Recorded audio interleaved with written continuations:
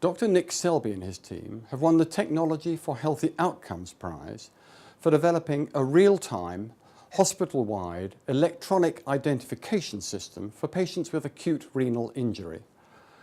This work is eminently transferable and huge numbers of patients could potentially benefit from wide-scale adoption of this system.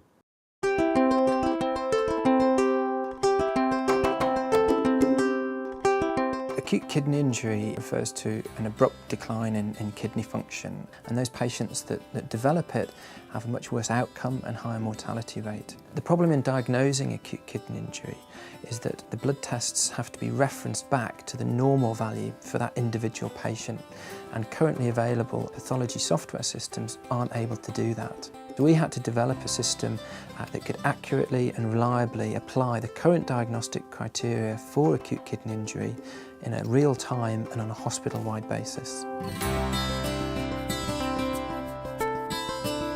One group on their own can't really provide enough information and resource to be able to carry this out. We really needed a collected approach to provide the solution. This is a typical patient that we'd normally see on our system.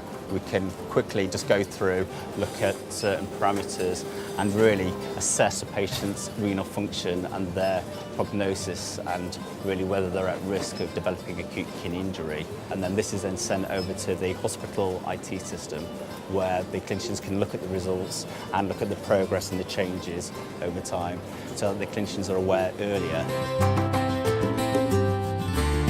You can see here on the right, this patient has normal kidney function. However, when the patient's kidney function deteriorates suddenly, our system flags up that they've got acute kidney injury. Not only does it identify the problem, but it also tells the clinician how severe it is. If you then click on the result, there's a pop-up box that appears, and that provides extra information about acute kidney injury. There's also an intranet link to the guidelines that we published, so we're trying to help the clinicians understand more to be able to treat their patients better.